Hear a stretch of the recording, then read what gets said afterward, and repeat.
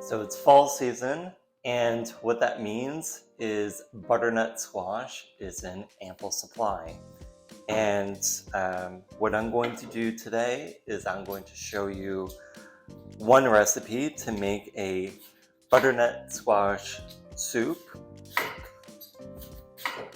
The first task is to peel the butternut. I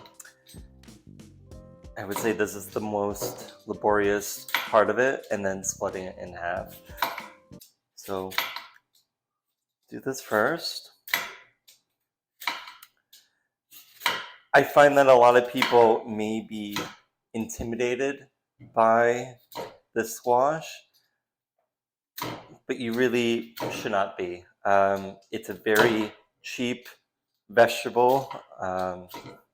Each of these costs $1 where I live, and there's often ample supply, so there's a lot you can do here.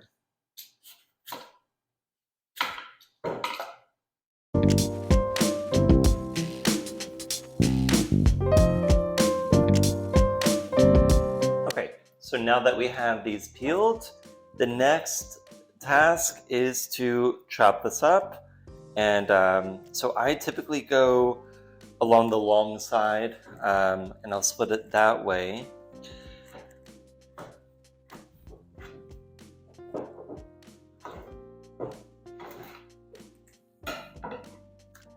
And then I always have a ramekin available so that I can put the seeds and fry the seeds up later. I think that the seeds are highly nutritious.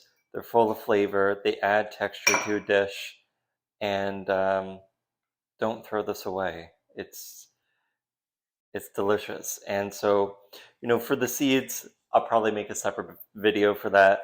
But essentially, what you want to do is in a skillet, just take the seeds, add some olive oil, and then I add a bunch of spices. I'll add salt, pepper, paprika, rosemary, whatever I feel like.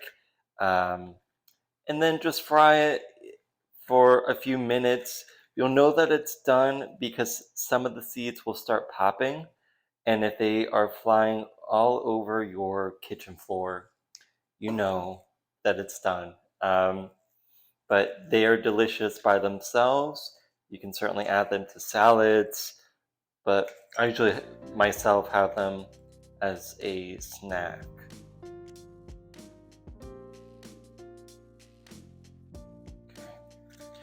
So we have one of these done.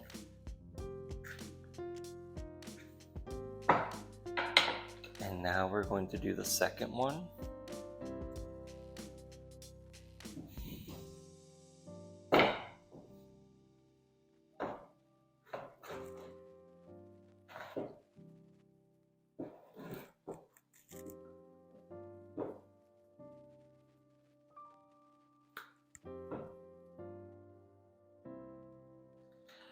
And then after this, what we're going to do is essentially cube the squash and put it in a baking tray. And we're going to roast the squash first. And then once you roast it, it's fairly easy afterwards to put it in a dish and emulsify it, or take a blender and essentially just make soup out of it. But the first step is roasting the squash.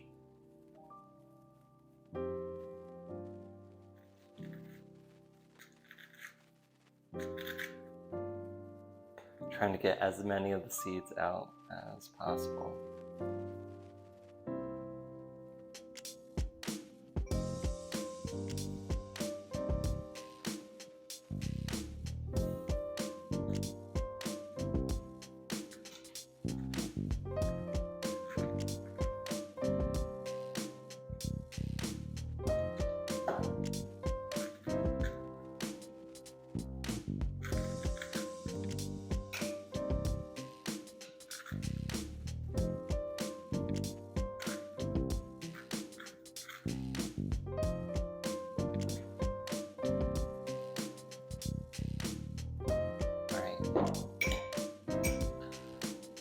that.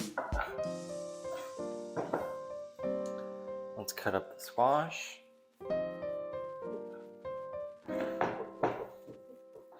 Again, it really does not matter how you cut up the squash because you're roasting it and then you're going to blend it. So who cares really about the shape? I think that the most important thing is that you aim for things that are of relative similar size just so that they cook at a similar rate. But what that size is, I think if anyone really cares, that's probably their problem and not yours.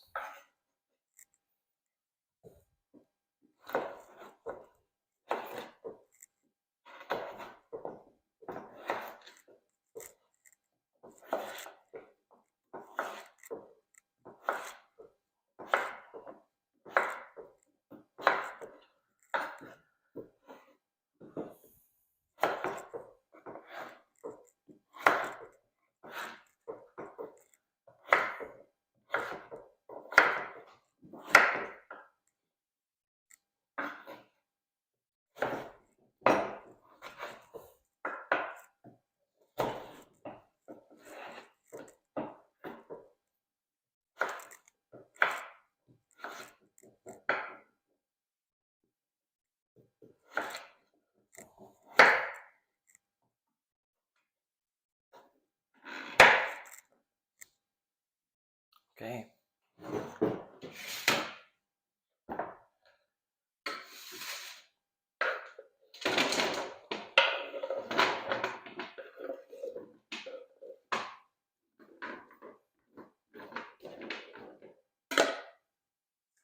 So this is where the recipe can take a turn, and you can decide how you want to spice up the squash. What I am going to do, and this is what I have available in my fridge, I'm going to add just a handful. I have 3 potatoes, they're very small potatoes, and I just want to add them because I feel like when I blend it up, it will give a slightly more dense texture. So I'm going to just, quarter these potatoes and add that to the mix.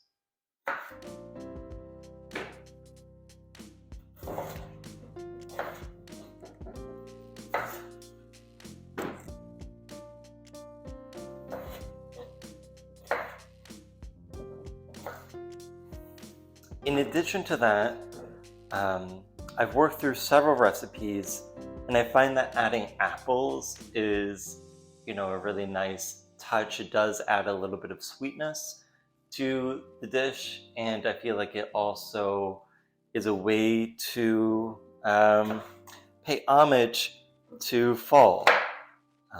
Apples are very prominent where I live, and so having all of these local ingredients in the dish, I think really honors the place. So use whatever apples that you have. I happen to be using Fuji apple and then an Asian pear, but whatever you happen to have, you can certainly use that. And again, these are completely optional ingredients, but I do think it adds something to the dish. And I don't think enough people use fruit in savory dishes, and that's one thing that I certainly advocate for. So the last thing I want to add to this is onions. So for every squash, I have 1 onion. So we're going to just cut up these 2 onions. And at the moment, I have the oven preheated at 350 degrees. So my idea is that I will roast all of these ingredients together for probably 30 minutes or 40 minutes, under an hour is how I'm feeling. this will go, until it's done. Essentially, when it's done when the squash isn't so hard. If you can put a fork through the squash, that's a sign. If the onions are looking nice and caramelized, that's another sign that it's ready to get out of the oven. And I tend to wait until the soup stage to add my spices. So I will wait until we are at that place to incorporate, cinnamon or cardamom or things like that into the dish. You can certainly do it here as well.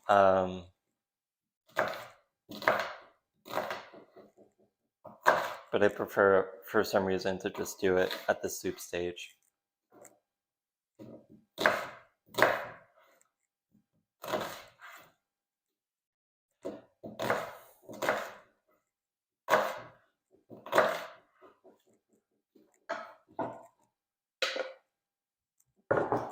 Okay, so to this baking dish, I am going to add just some olive oil. This is not extra virgin olive oil. This is like a medium or mild olive oil. You can use canola oil. Don't use extra virgin. It's not really designed to withstand the heat of an oven, so you don't need to use your fancy olive oil. Save that for, your bread and your fancy dishes. Okay. Then I'm just adding just a little bit of salt, and that's going to be it. We're going to keep it really basic. Here, just roast it, get these flavors all caramelized, and then we're going to blend them all together. All right, let's put it in the oven.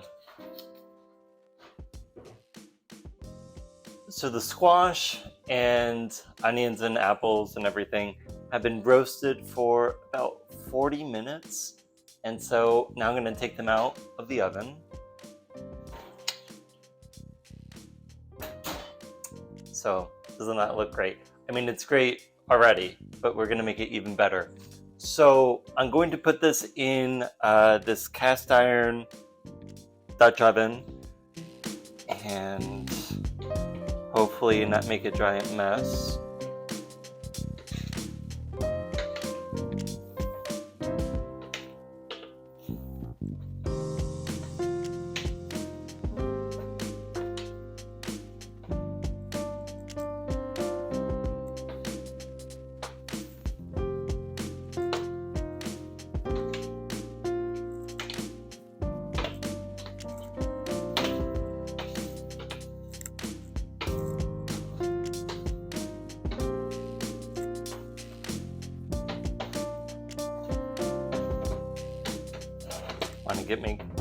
Want to make sure I get all of it.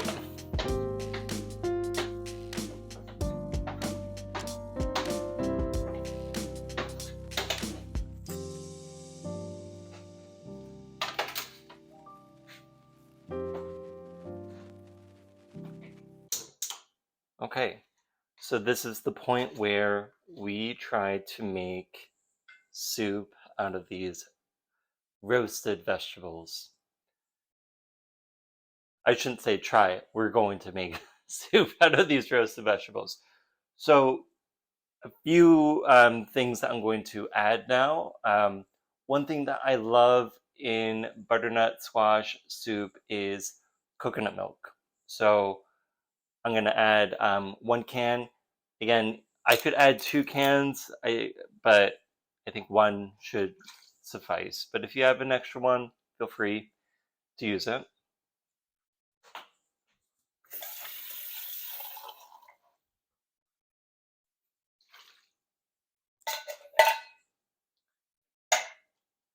To that, I'm going to add some vegetable stock.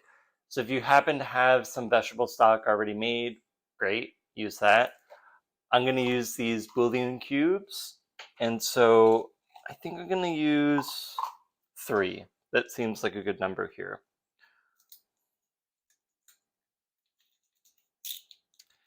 And so for each of these cubes, I'm going to add a cup of water.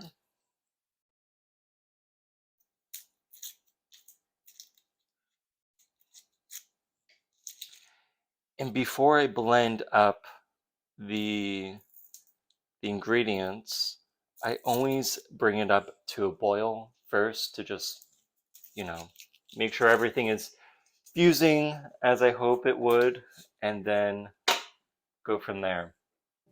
Okay, so let's add 3 cups of water.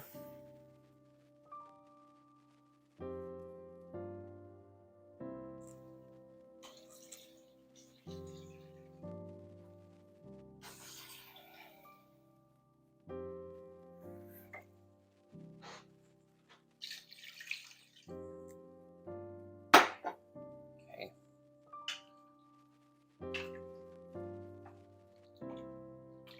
Obviously, if you want the soup to be thicker, add less water. That's easy as that. So in addition to that, I want to add some spices. So while the squash and everything was being roasted, I grated some fresh turmeric and ginger. So I'm going to add that.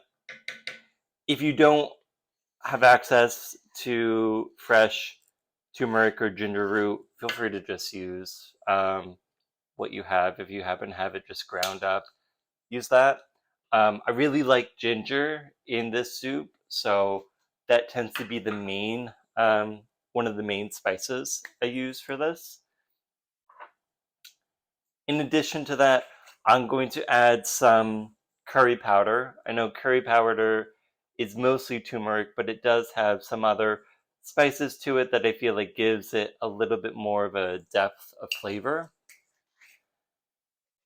I'm going to add cumin powder.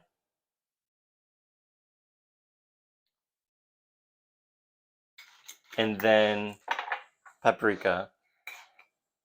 And I know everyone has their own palate, their own preference for these particular spices. So I'm not going to hold you to saying, oh, you have to have a tablespoon of this, a teaspoon of that. I say, try it out, add, more spice if you want to. Obviously, you can't subtract spice from your dish, but, try it out, see if you like it. If you do, maybe add more and go about it that way. So yeah, I'm going to bring this up now to a boil, and again, just let it cook for a few minutes at a boil, and then we're going to blend it.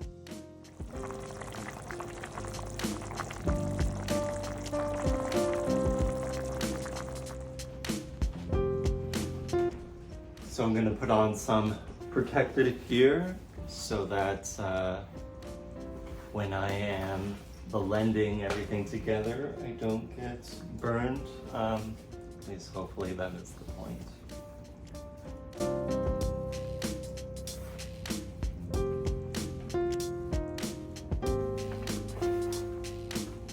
Okay, let's go for it.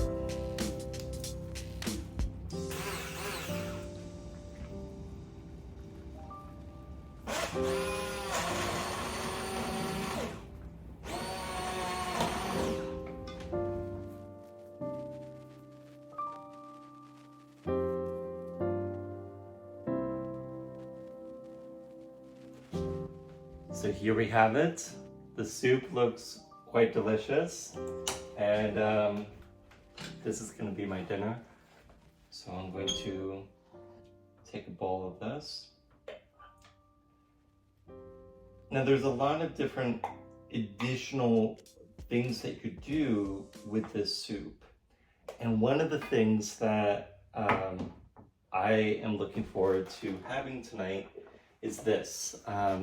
Yesterday I roasted some chickpeas. You know, I just took a can of chickpeas, put it in a baking tray, added some salt, olive oil, paprika. You know, you can use whatever spices you want, but I roasted it for about, 45 minutes. And I figured this would be a very delicious addition to the soup. So I'm going to just, add a bunch of these chickpeas to the soup.